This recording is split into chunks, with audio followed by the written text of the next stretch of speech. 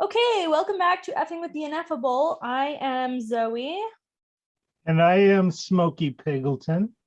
aka Will, and we are coming to you from a very snowy day.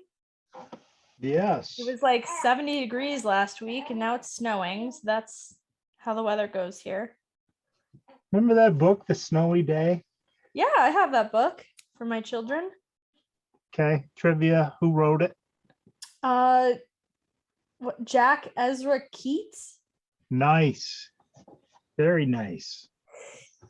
That's quite good trivia. I'm not that good at like remembering things, but I do remember that for some reason. We got back into trivia this week. Mom and I went twice. I know, twice. Yeah. I knew you went once on Wednesday. Yeah, we went on Wednesday down to the theater. Yeah. And on Thursday we went to the theater up the street in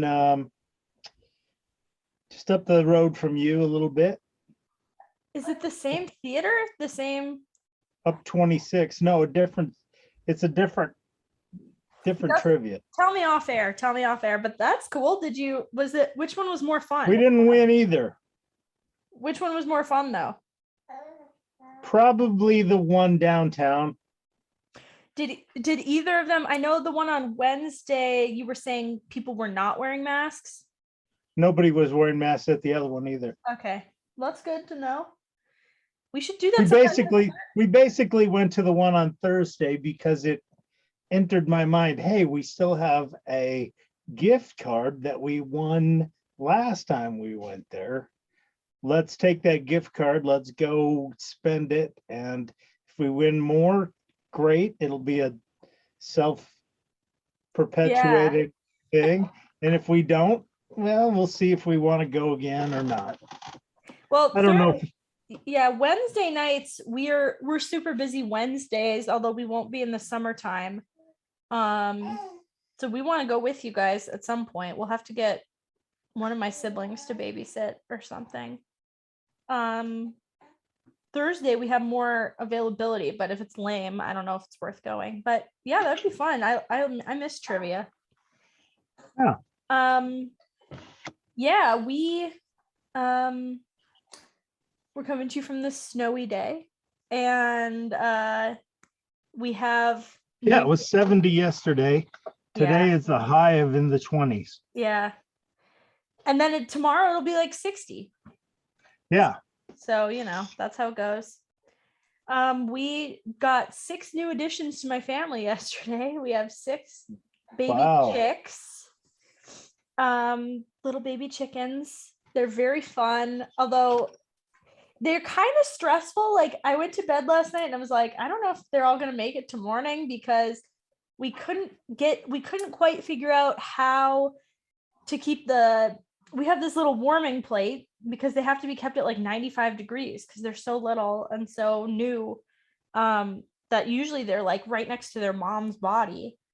So we have this warming plate that mimics the mom's body to keep them warm, but it has different like height level settings, and we couldn't figure out which one was the right setting for them. So I was like, oh my gosh, are they gonna like freeze to death, especially because it's so cold now? But they all made it to today, so that's a triumph. So far so good. Yeah, we made it one day. It's just a lot of problem solving and figuring it out. We had to figure out how to get them to not roost on top of the warming plate, because they kept roosting on there, and they poop whenever they roost. So, or like, that they like to poop wherever they're roosting. So we had lots of poop on that warming plate, which was annoying. And we like put a bowl. It was like hot poop. Well, the top of it doesn't get hot, but only the bottom does. But like, we put a plastic bowl on top of it because we were like, will this keep them from going on? And then it didn't. And then we put like saran wrap all over the outside to try to keep them from going up. But then I was like, okay, what if they eat the saran wrap, or like the saran wrap gets melted because of the hot plate?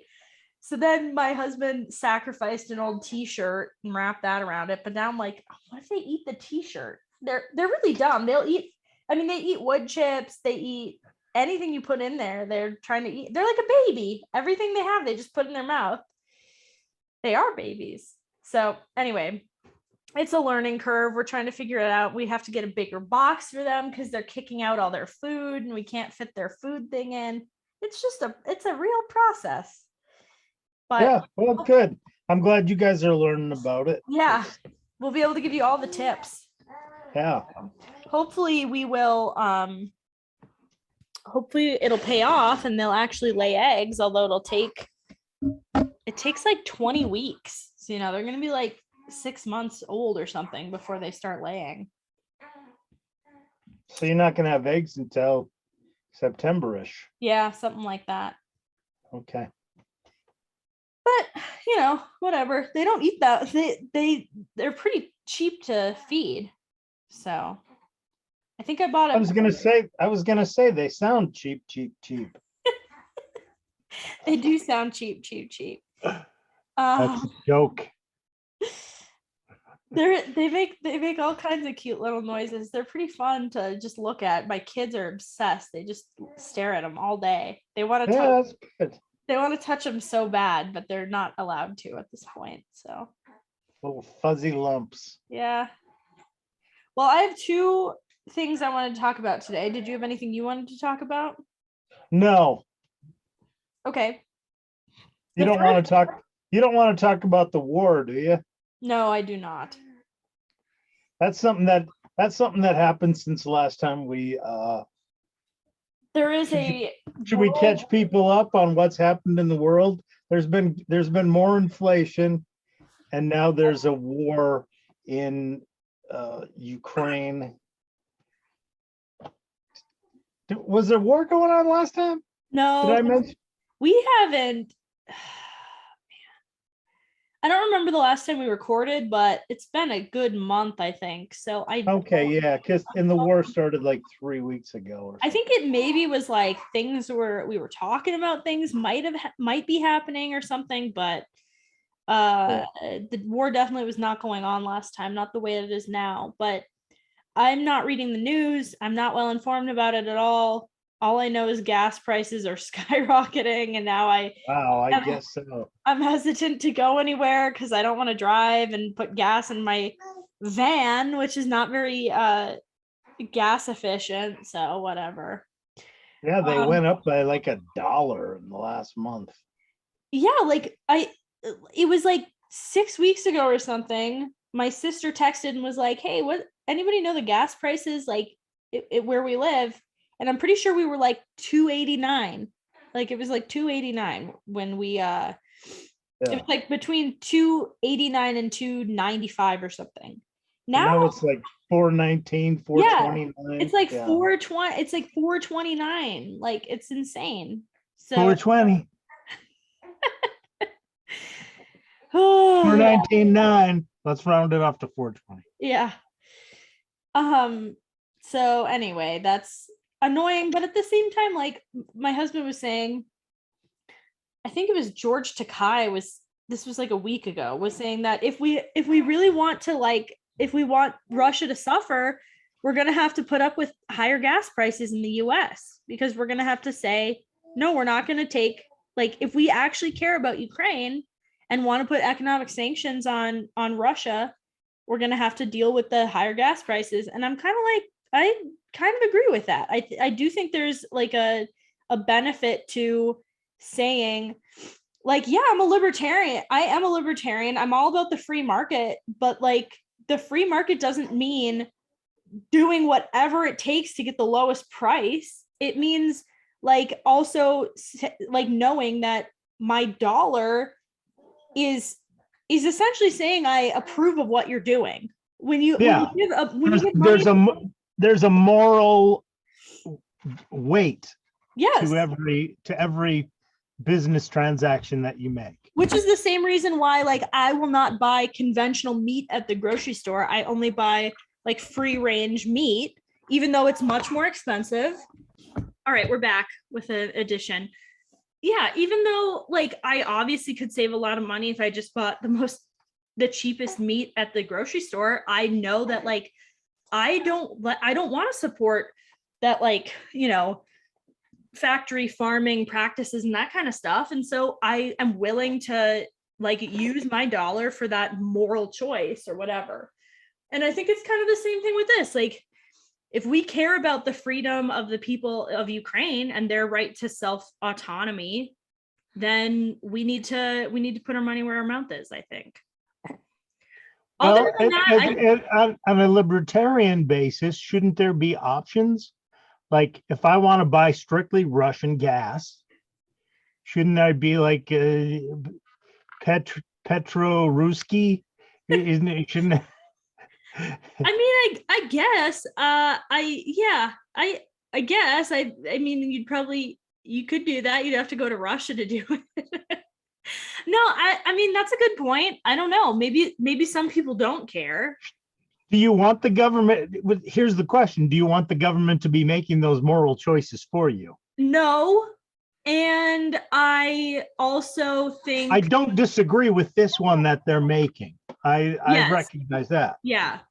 But for the most part, I resent when the government makes moral choices on my behalf. I agree with that. I don't believe that the government has a heart to make moral choices. I decide what I love. I decide what I will. I also like have a problem as a libertarian with, like, this is where I kind of don't want to get into this discussion because I'm very uninformed and I'm probably going to say something really dumb. But why don't I forge ahead? We're used to that, hon. Go ahead. I when this whole thing started, I was kind of like, I don't feel like the US should have anything to do with this because it's not really the US's problem if Ukraine is taken over by Russia. And I generally think when the US gets involved in foreign affairs, it does it in a really... It doesn't end well. Yeah, it's not good. I was going to swear. And it doesn't end quickly. I was going to swear, but I won't. It's not good. It's just putting our foot somewhere, like, sticking our nose where it doesn't belong, whatever the saying is. We just got out of Afghanistan after 20 years there, and that ended ugly.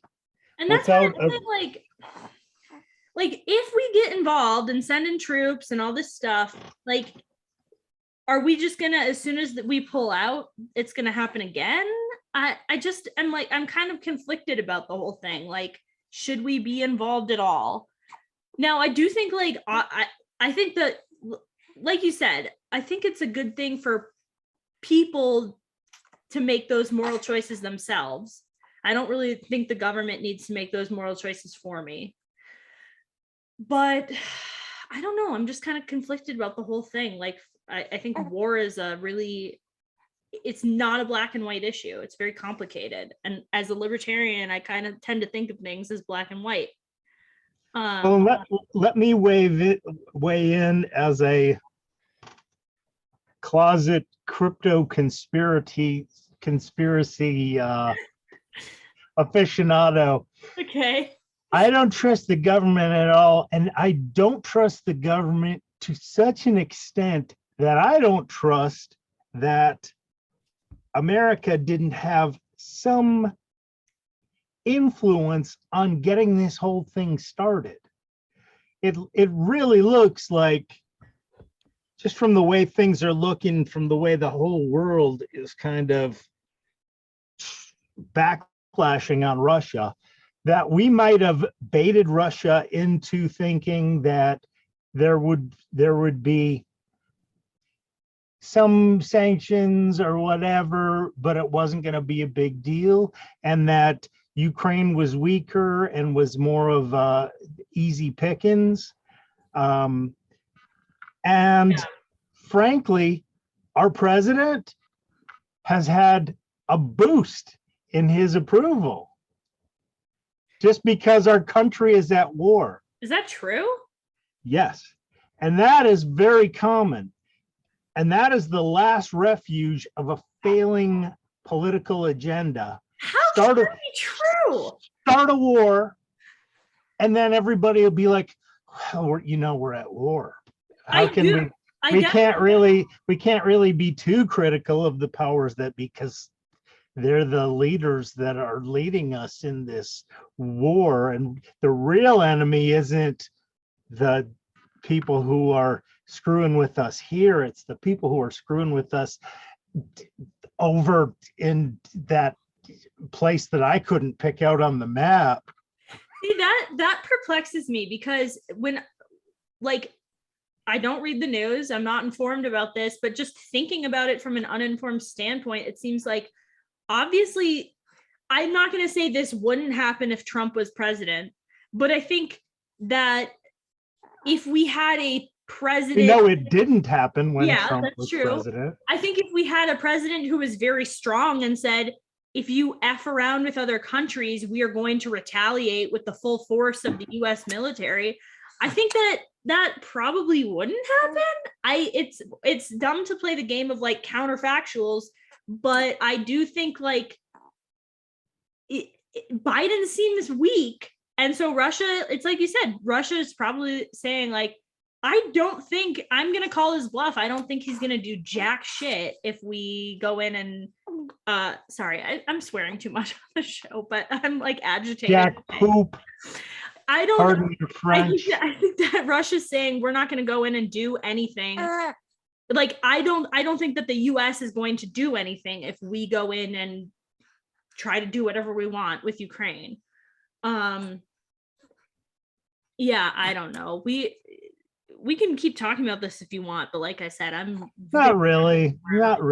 I mean, the problem is when history is written, a lot of the actuality is going to be obscured. Just like the history of COVID, when they write the history of the COVID responses, when they write the history of the Black Lives Matter protests, when they write the history of all this stuff, it's going to be very different from how it actually was. Yeah. And we're never going to know, really, because things are obscured enough and there's enough fake news and enough red herrings thrown around that we're never going to have the actual sense of what happened and why. Yeah. But it wouldn't surprise me if 50 years from now they find out that, oh, there was, part of our agenda was we wanted Putin out.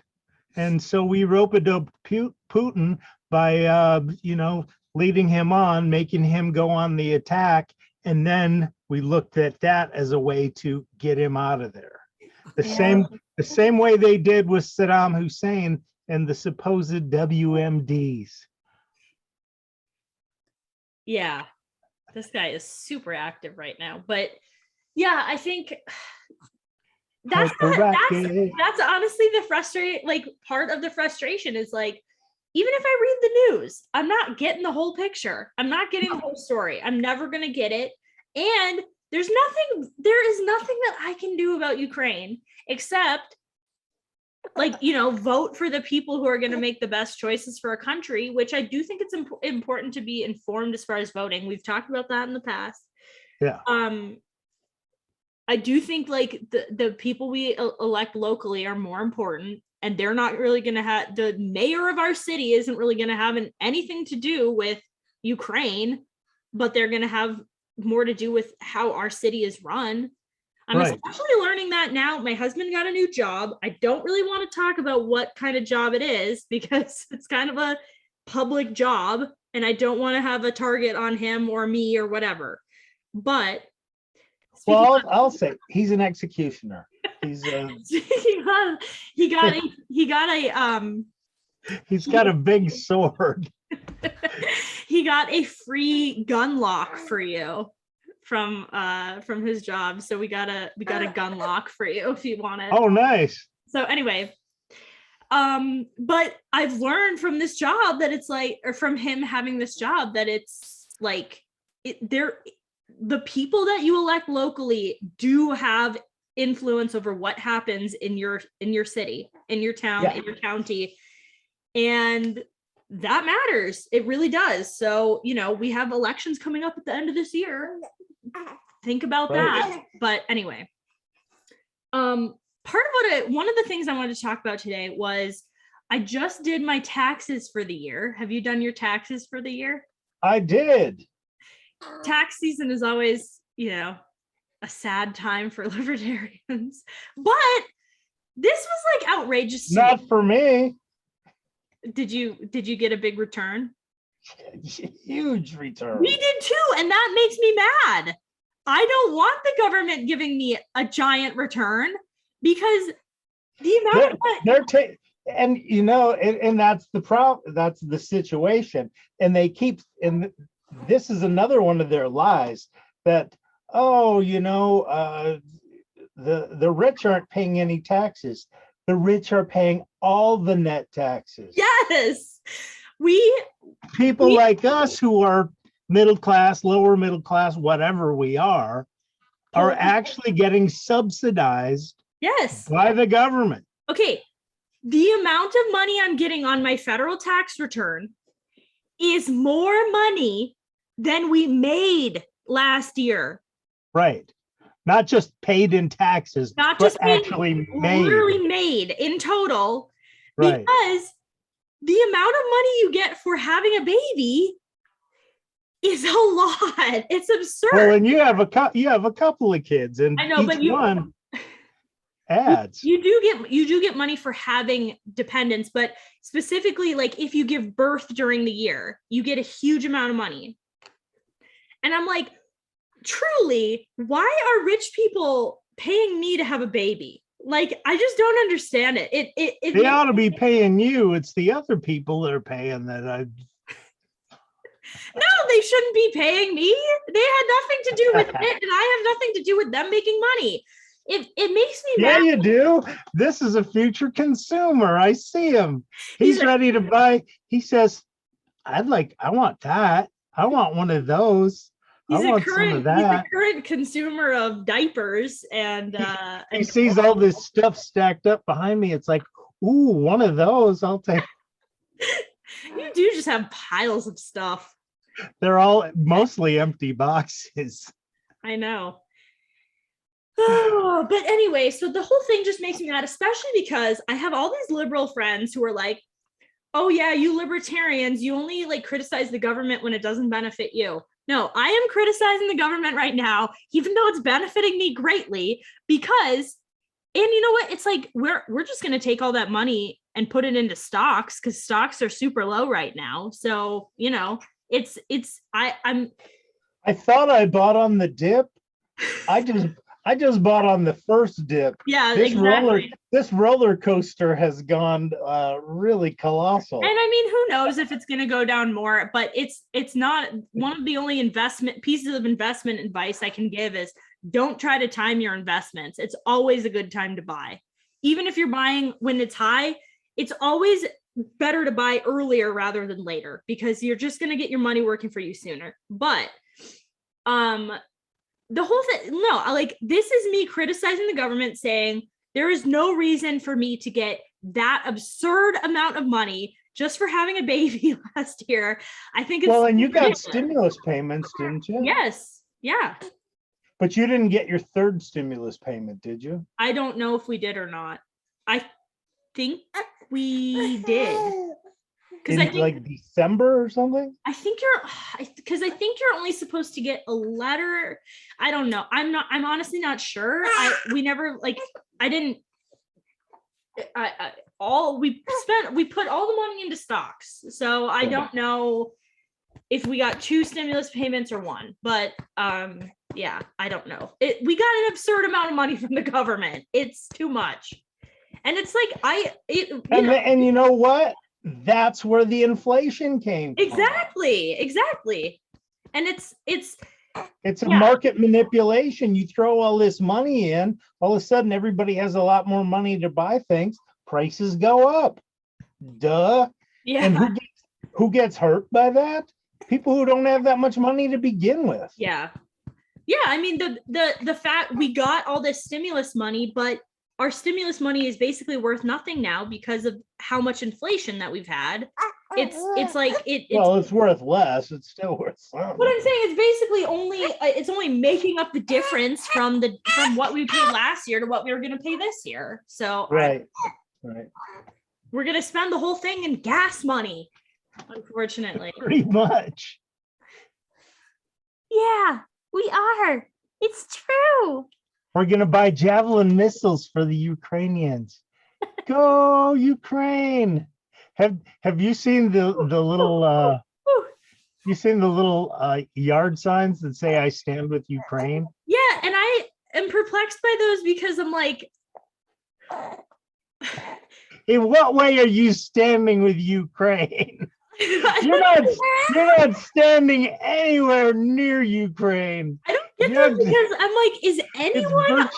It's virtue signaling is what it is. Exactly, it's like, because I'd like to say that I support. It's like those people who put Black Lives Matter signs on in their yard in their gated communities. It's like, who's reading this? Yeah, your neighbors are reading this. How many of them are Black?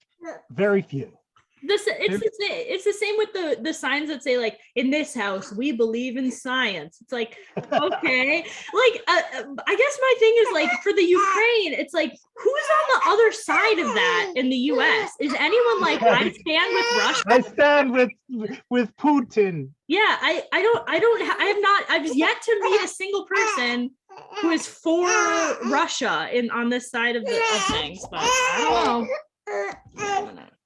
So anyway, yeah, okay. So you wanted to talk about voting locally. Yeah, so well, the first thing I wanted to talk about was just the whole tax issue. Sorry, I'm adjusting again. It really bothers me when I do this, but I have to. The first thing was, yeah, the taxes, and I do think it's, that's an important thing. I'm going to take that into consideration when I vote this year, because I don't want a bunch of people subsidizing me for the choices that I make that have nothing to do with them. I find that to be ridiculous, and someday I'd like to be one of those rich people, and I don't want to be subsidizing other people having babies. So, anyway. Unless they're your children, or I'll give them money directly. I don't want to give it to the government and then have the government give it to them. Right. Yes. For you to be charitable is a virtue. Yes. For you to be taxed is an offense. Yeah. Yeah, exactly. Okay, so speaking of offenses, I had one more thing I wanted to talk about. Which is, I sent an article. I'm going to share it and just read this article, I think, because it's so short. So now you can see that, right? Let me see.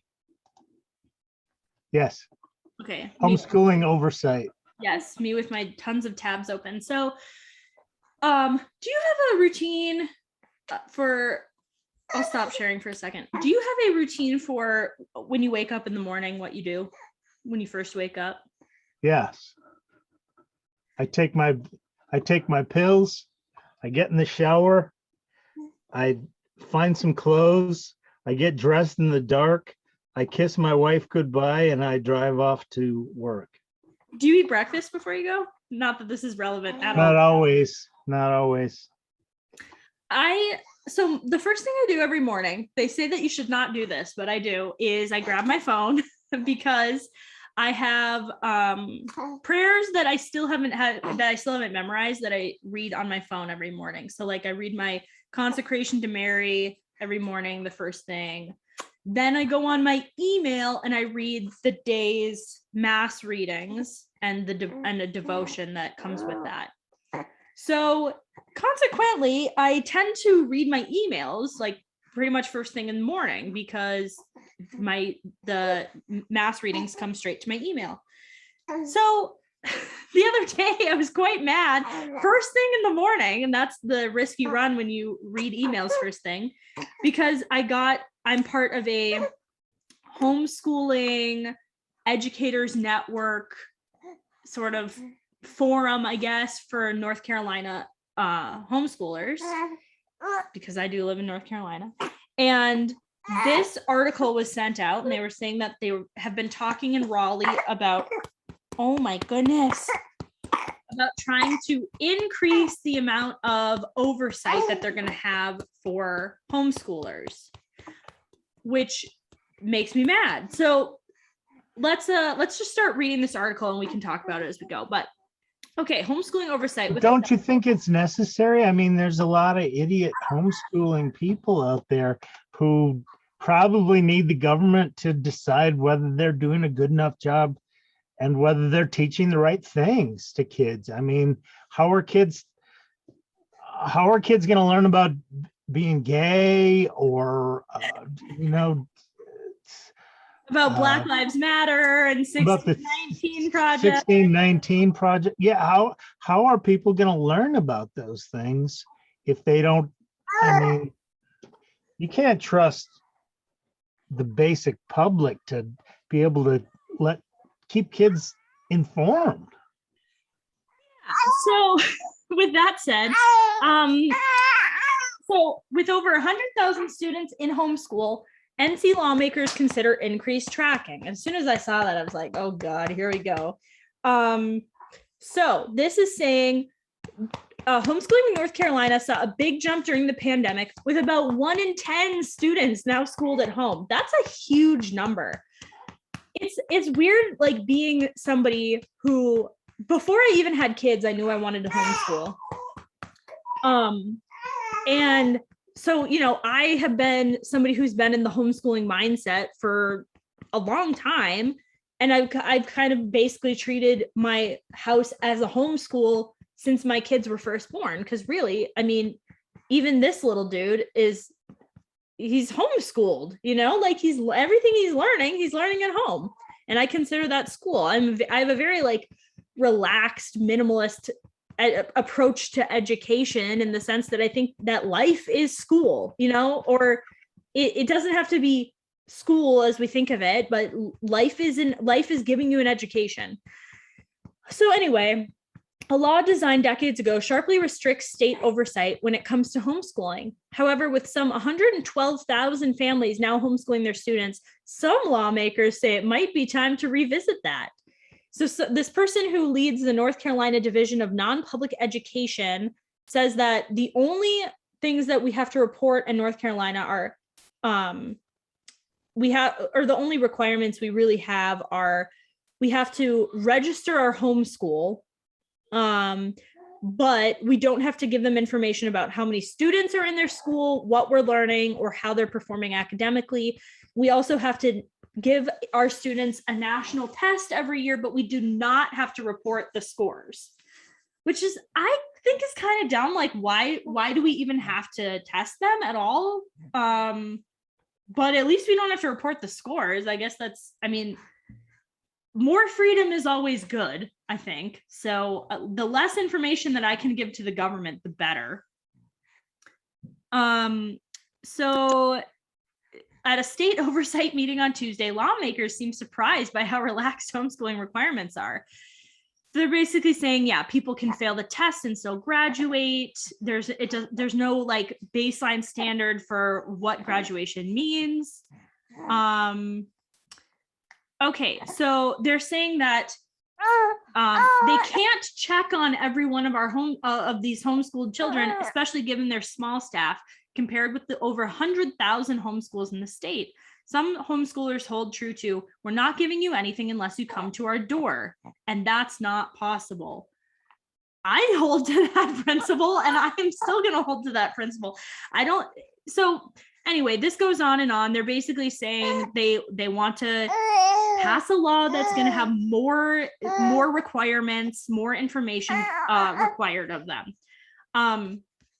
And I'll stop sharing because that's basically the end of this article. Although at the end there, it did say homeschooled students, statistically, do better than their regularly educated peers on those standardized tests. So it's like, if we're doing better, why do you care? There's so many reasons that it's infuriating. But the thing that kept coming to my mind when I was reading that article is, you're saying, like, these lawmakers are saying, wow, that doesn't seem like a lot of oversight. No one once in that article says what gives them the right to have any oversight over what I'm teaching my child. And that always needs to be asked when we're saying we want to pass a law to do whatever it is. The question needs to be asked, what gives the government the right to do X, right?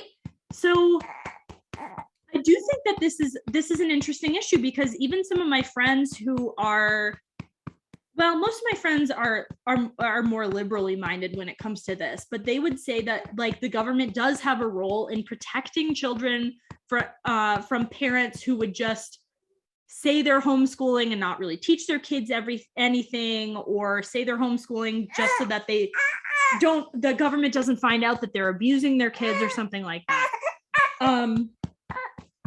I just think it's like, I think it's ridiculous that we have this, we're living in a world where it seems like the baseline assumption is parents don't have a right to do whatever they want to teach their children. I mean, do whatever they want with their children insofar as they don't harm them physically. And I don't know. Do you have thoughts? I'm talking a lot. Yeah, well, I mean, the assumption is that there ought to be a law because parents are either A, incompetent, or B, malignant in regard to their intentions to educate their kids. Yeah. That they're either teaching them things that are no good or not teaching them anything. Yeah. And the government, you know, we all know a mind is a terrible thing to waste. So that's the principle at work here. Is that going on? I'm sure you can find examples of that, you know, and I know you can find examples of kids who have gone through the public schools and are not able to read when they graduate. Yeah. Yeah. You know, just somehow they got passed on. Yeah. How did that happen? They must have been taking tests. There must have been incredible oversight for all that public education. Exactly. But why did it fail? Even with highly paid, apparently highly trained and competent educators, yeah, somehow that failed. That was probably the parents' fault too. Yeah, I mean, there's a line in that article that says, it seems like once somebody is in a homeschool, that's just it. They don't have to like do anything beyond that. But I would argue it's exactly what you said. It's the exact same thing with the public school system. I have a friend who was a teacher in public schools, now not in the state of North Carolina. I don't know I'm sure this varies by region and by state, but their policy was they could not hold back any students, no matter what their grades were. They could not hold back any students unless the parents requested it. It doesn't matter if they failed every subject. And this was like lower elementary, but it was the policy of this school district. They could not hold back a student unless the parents requested it. So it's like, well, what's the point of even having tests? What's the point of giving somebody a grade if somebody who gets an F and somebody who gets a B both move on to, like, you know, if somebody who gets an A has mastered the material and somebody gets an F, they both get to move on to the next grade, then what does that even mean? Who cares? Like, it just is like absurd to me. Well, I think the concept behind the tests is not necessarily to see whether kids are competent. You know, that's probably what it should be. Are kids competent to pass on to the next level? Can they beat this level? Have they mastered this body of information? Yeah. Right. But a lot of times now it's used as a metric for, has the teacher taught yes enough of that body of information. Yeah. I mean, there's a lot of things that are involved in that, obviously. Yeah. You can lead a horse to water, but you can't make him think. Yeah. You can send a kid to school, but you can't make him learn. Yeah. If he doesn't want to learn, he's not going to learn. Yeah. If he's got trauma going on and learning disabilities that are not being addressed and all kinds of stuff, you can be the best teacher in the world, and there's a limited amount of influence that you can have. Yes. You might be the optimal influence, but you can't make a silk purse out of a sow's ear. Yeah. Yeah. I'm just throwing cliches out here, but you know that it's right. I'm throwing spaghetti against the wall, and some of it is sticking. Some of them dogs are gonna hunt. Okay, all right. Calm yourself down. No, I mean, yeah, I think it's like being a homeschooling parent, I can tell you, there's really not a point of assigning grades to a child that you're homeschooling, because you know whether your child has mastered the material or not. And if you're a good homeschooling parent, now I think this does change when you get to like middle school, high school, that's a different thing. But as far as like elementary, you know if your child has mastered the material or not. And if you're a competent homeschooling parent, you're not going to move on to more material until they've mastered the material that you're currently working on. Unless you're doing some sort of like spiral approach where you're going to come back to it or whatever. But you know what I mean? Like you're not going to say like, this kid has mastered, which really that's what an A means. An A means you've mastered the material, you can move on. You're not going to give your kid anything less than an A, because you're just not going to move on until your kid has reached a level of mastery that they're capable of reaching. Obviously, every student is different, and that's the beauty of homeschooling, is that there are people with special needs. There's people with all sorts of different abilities to learn and different abilities to master material, and not everybody needs to learn the same thing. I was just watching this interview. I didn't watch the whole thing, but I was watching Joe Rogan interviewed this guy, Mr. Beast. I don't know if you've ever heard of him. He's like one of the most popular YouTubers of all time.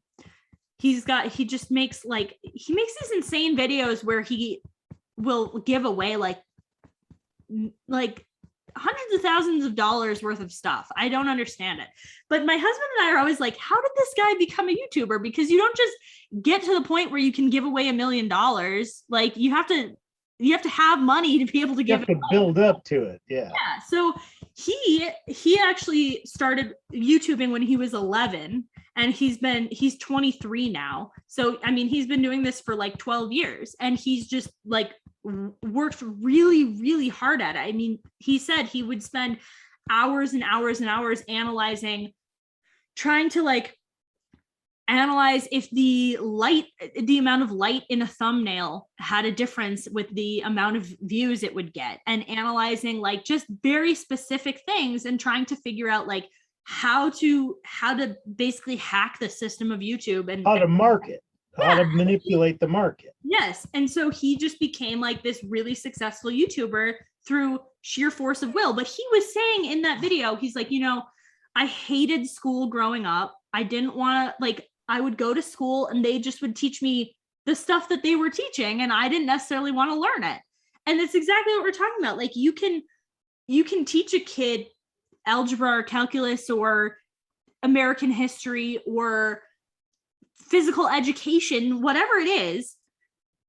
But unless a kid actually cares, and unless you can make them care, they're not going to learn. Like it's going to be in one ear and out the other. And that is a challenging part of homeschool, but it's especially challenging in a school where you have 30 kids that you're teaching to, and you have no ability to manipulate that curriculum because you have a standard set by the state or the federal government or whatever, and you just have to teach this in this grade at this time on this day. Or you're teaching to the test. You're like, okay, we're gonna take the standard test again, and we're gonna keep doing it until you get them all right. Yeah, and the one of the hard things about teaching in a classroom is you're always going to be teaching to the average student.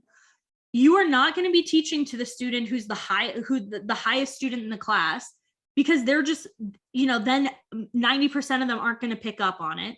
And you're not going to teach to the lowest student in the class, because then 90% of them are going to be bored and have mastered the material. You always have to teach to the average, which means those people on the top end and the bottom end are getting completely short shrift. They're the people who could exceed are not allowed to exceed, because they have to just stay on the course, stay in their grade, whatever. And the people who are on the lower end of the spectrum, as far as being able to do what the school expects them to do. Yeah, the lower end of the bell curve. Yeah, they're getting completely, those are the people who need the most help, and they're not getting it. And that's really unfortunate that so many people just get passed through this system, and they're, it's like, well, and that's why they have individualized educational programs. But yeah, how well those things get implemented is a different story. Yeah. So anyway. So I facetiously said that, hey, if the government doesn't watch what parents do, the parents won't do a good job of it. That might be true. It might not be true. It's the government hasn't shown that they've been tremendously successful at managing educational programs where they have public education. Tons of oversight. Yeah. And so you could say, on the one hand, you could make the argument, like they do in the article, that homeschooling students on average are way above their counterparts in public school. On average, some people homeschool because their kids are special needs and they don't want them to be compared to everybody else. And so those kids are obviously not going to be on a standardized test like in a comparable grade level to their peers. Right. But a lot of the people who homeschool their kids do so for philosophical reasons, religious reasons, like their kids are gifted and they want to be able to give them an education suited to them. I just read this homeschooling book a few months ago called The Well-Trained Mind. I think I maybe brought it up on here, but it was all about like a classical model of education. And they said in there, like, the reason that this person started homeschooling her kids was when her kids were like 3 and 4, she was like, hey, let's do like school, as she called it. And she basically just taught them letters, numbers, all this stuff. And so by the time they were 4 and 5, they were reading. And so then her kids went to school, and her kids already knew how to read, already knew all the stuff that they were trying to teach them in kindergarten, first grade, all this stuff. And so their kids were bored, and they were having like behavioral issues and all this stuff, because bored kids are going to act out. Like, it's just going to idle hands are the devil's workshop. You are just full of the sayings today. I love it. But seriously, I mean, so like a kid who's just bored, it's like, I have my husband, he had a lot of trouble in school growing up, but he says that he never remembers a time when he couldn't read. He never remembers learning how to read. He remembers going into kindergarten and just knowing how to read. And it's like, he probably was not being challenged at all. And so he already has kind of a natural hyperactive kind of temperament. So, he was considered like a problem child in school, because he just had already mastered the material, and kids are going to find a way to have a challenge, whether that's through the schoolwork that you give them, or whether it's, misbehaving and figuring out sticking it to the man. Yeah, exactly. It's family movie night tonight, and I get to pick the movie, and I'm thinking about School of Rock. I think I want to watch that tonight with my kids. Anyway, I love that movie. Where was I going with this? So the reasons why different people choose to Oh, okay. I was gonna say. we've got so- a visitor. Oh, hello. Wait, is this the show? Is this the? this is the show. Oh. You want to be on the show? I was just coming down here to see who's down. What do you think about homeschooling? Homeschooling? I don't know. I think you can give your child like what you want to educate them on, but at the same time, I think they get somewhat of a social. I don't know. How would you say it? Deficit? Yeah. Like they don't Sure. get as much But you can fix that by, I don't know, going to groups. by having homeschooling groups, yeah. Yeah. Sure. Our world is so globalized now that you can find groups anywhere to do just about anything. Yeah. Face Yeah, and you have a lot more groups forever. control. You have, as a parent, you have a lot more control over who your kids are socializing with, not, the druggy kid down the street that you want them to socialize with that is in the public school system. That is a beauty of homeschooling is, I work hard to give my kids a lot of social opportunity, but I don't want them to just socialize with anyone. I don't want them to socialize with just 30 other random kids their age who happen to live in the same county as me. Right. But don't you think that could give them like socializing with all those different kinds of kids that give them a better sense of the world? Like, yeah, I think that is true, especially like when you get into upper middle school and high school. I think that it does come a point where it's like, you can't just shelter your kids forever. They're going to because eventually they're going to be out in the world and they're going to be interacting with all kinds of people. But I think in order for them to be resilient enough to not be swayed by the peer pressure of those, those people they're going to interact with, I think you need to give them a very solid moral foundation at home and say like, these are the things that are good and these are the things that are not as good. And this is why. And kids are very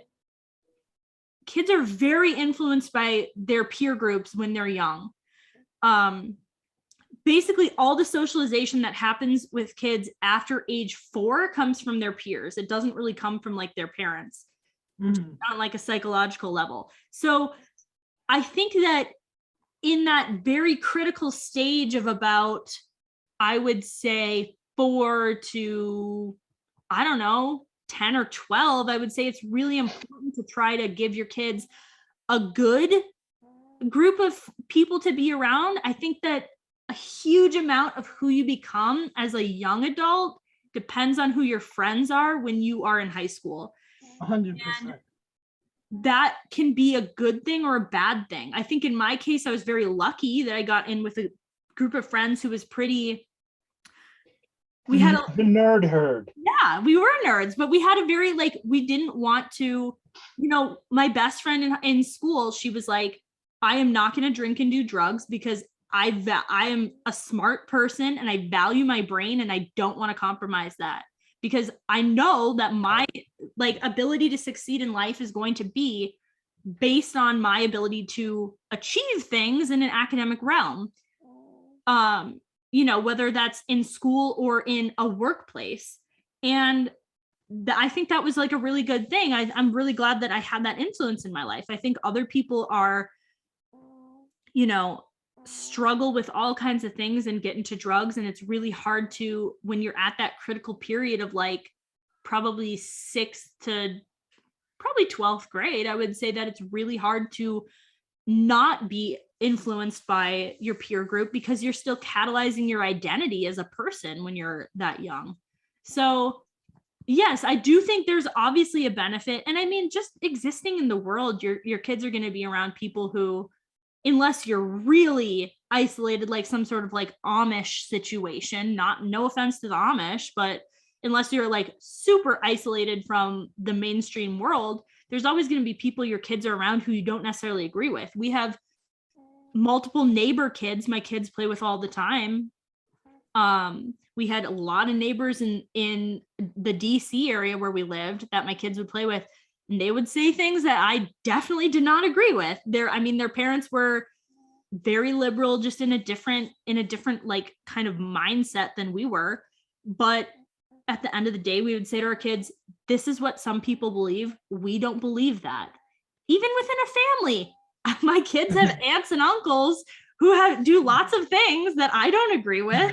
They're always talking about, people smoking cigarettes or whatever, and they talk about that, and it's like, yeah, my kids know that there's people in their life who make choices that are different than us, even with people in their life who they love who don't believe in God, who have different moral values than they do. They recognize that and they talk about that, and I don't hide that from them. I show it to them as like, this is what life is. You can make choices you can make the choices that mommy and daddy make, or you can make these other people's choices. But I think you should look at how those people live their life and see who's happier and who's more successful, and make those choices for yourself. Anyway, that was a tangent on socialization, but that's part of the whole homeschooling issue too. Yeah, I mean, right now, look at what school is right now for a lot of kids in the country. It's, you're either wearing masks, socially distanced from your peers, or you're on Zoom talking to people. Is that really the kind of socialization that's good for your children? I mean, I don't think so. I don't want to choose that for my kids. Maybe that works for other people, but the point I was going to make before was, either you can argue the benefit of no regulations or less regulations from homeschooling from two different angles. You can either say what they're doing now is obviously working, because on average, homeschoolers are either on par with or exceed the people who are in the public school system. You can also argue it from the point, which I think is more important, which is like, I don't think the government has the right to tell me what to do as far as teaching my children and raising my children and educating my children. So you don't believe that there is such a thing as educational neglect, that there ought to be a standard and that there ought to be oversight of educational processes to make sure that kids' needs aren't being neglected? I think that like physical neglect is obviously something that should be a crime. You can't physically neglect your children, not take care of them. As far as like educational neglect, I actually do not think that is a thing. It's a thing, but I don't think that the government should have any right to tell you that you're doing it wrong. I think that hopefully most people are in a situation where they have grandparents and community members and all that kind of stuff who would step in and hopefully say something. Or that's why it's good to be in a marriage, because in a marriage, there's a lot of ways that I would homeschool my kids that's different from the way my husband would homeschool our kids. And we have to make compromises on those things. It's like, we are a board, checks and balances. Yeah, we're a educational board of directors of two, and we have to make decisions together. I can't just teach my kids whatever I want and not take into consideration his feelings. And I think that, like, yes, there are probably situations where there are kids who are going to be educationally neglected, whatever that is, even though I'm a big believer in unschooling and open source learning and the John Taylor Gatto style of education. And I think that it's hard to keep a kid from learning. They're going to learn, if you give them access to books, if you give them access to the internet, they're going to learn things on their own. Even if you give them access to talking to other people and just interacting with the world, they're going to learn how to do things. Kids will do things over and over and over and over and over again until they learn it, if they're interested in it. But yeah, I do think there's probably cases where people are being educationally neglected, whatever that means or looks like. But I don't think that the government has the right to do anything about it. Just like, if we have a right to bear arms, there's going to be people who don't take care of their weapons, or who get weapons in a way that is, how do I put this? people handling weapons who probably shouldn't be, and there's going to be consequences for those things. But I don't think that gives the government the right to regulate it, because just because some people are going to make stupid choices doesn't mean that you can infringe on my freedom. Right. So, and the presumption needs to be innocence, and the presumption needs to be competence, and the presumption needs to be that parents are interested in and motivated to provide their kids with the best information that they know how, as far as becoming an adult in the world. Yeah. You know, whatever that means. And the example that parents set, you know, is huge. Yeah. Just like the example that the peers set. Yeah. So, you know, those things are very difficult to quantify and to, you know, it's also very difficult to quantify neglect. You know, I've had a lot of interactions through the years with Department of Human Services and Department of Social Services, and when you try to prove neglect, very difficult thing. Yeah. Abuse can be proved, you know, because there's signs of it. There's signs of malignance. But as far as incompetence or indifference, it's more difficult to prove that. Yeah. Remember in the movie Matilda, where she runs off to the library. She's like 4 or something. She's walking down the city streets to the library. It's like, you don't know how to read. And she's like, yes, I do. I've been reading for a while. Well, you don't have any books. It's like, yes, I do. I go to the library. It's like, where were we? No, her dad in like one of the, it's pretty close to the opening of the movie. We watched this movie a lot, so I can quote it. But she's reading a library book, and her dad walks in and is like, what is all this trash? And she's like, it's a library book. He's like, you never set a foot in the library. She's like, yes, I have. He's like, how, you're only 4 years old. She's like, I'm 6.5. He's like, no, you're not, you're 4. And so then they have this whole argument about her being 6.5 because she's supposed to be in school, but they're just like not putting her in school because they think she's 4.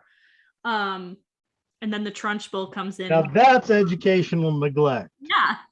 Well, I mean, that's physical neglect. Her mom leaves her at home every day to go play bingo, and her dad goes off to sell faulty cars to people. I mean, a 4-year-old should not be cooking soup on the stove at home alone. You know what I mean? Like that's where I think like physical neglect and educational neglect, there's obviously some crossover between those things. Like, yes, she was being educationally neglected. She was also being physically neglected.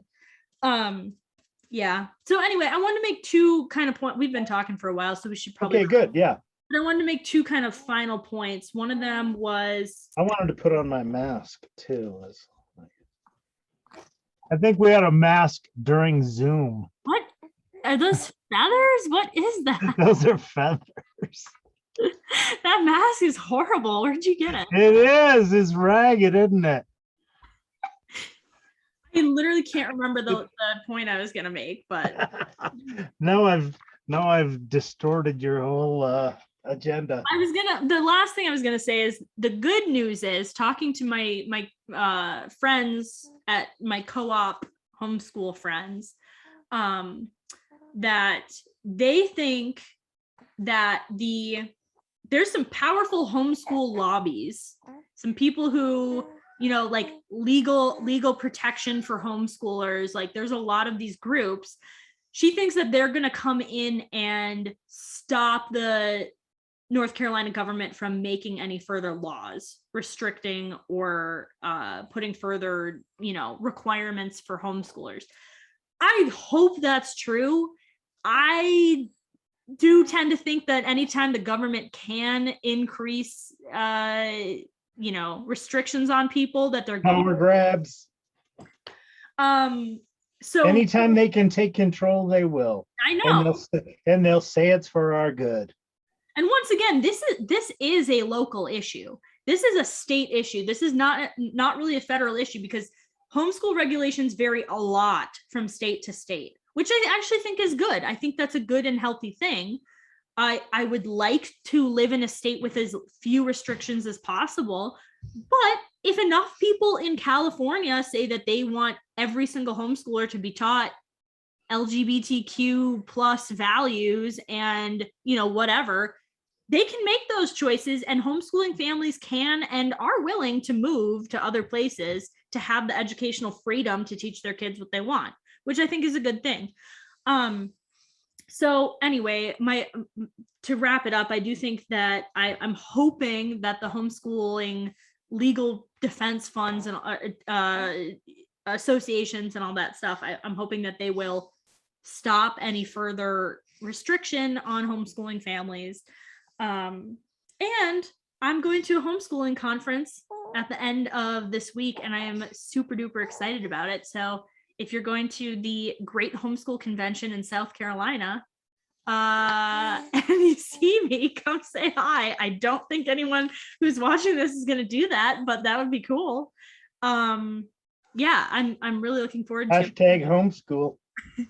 I love it's really fun looking at all the talks that they give at this convention. There's like a bunch of different workshops that you can go to, and a lot of them are like freedom and homeschooling, like talking, like they're just very much my people. Like I'm looking forward to seeing all these people, these like huge families that just teach their kids what they want, and they're not going to listen to the government. And I'm excited about it. So I think it's going to be really fun.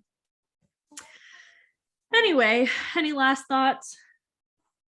Well, it just sounds like another example of a situation where the government would love to take control. They'd love to spend a lot of money that will not benefit anyone, and will just complicate matters unduly.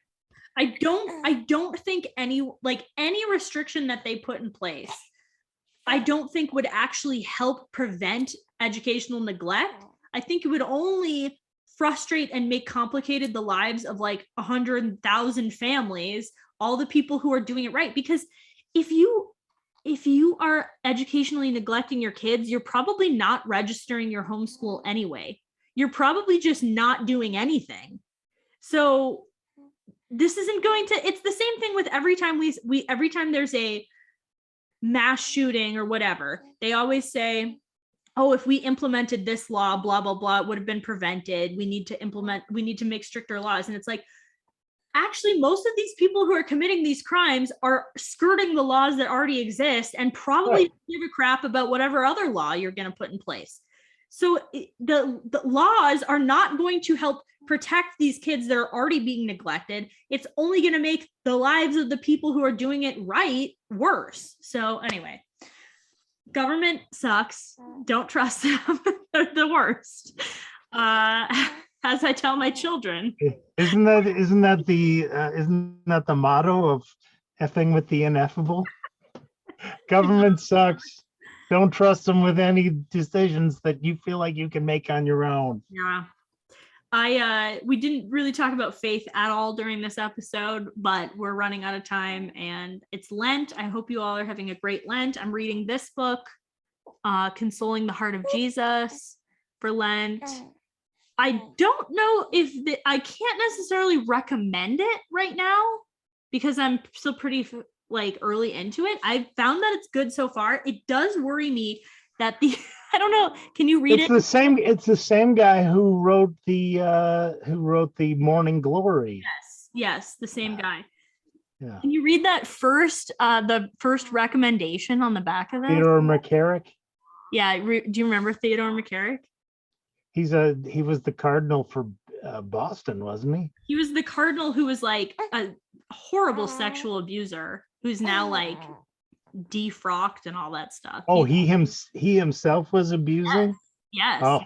So he's like, he is not a good guy. So the fact that he's the first recommendation on this book makes me a little worried, but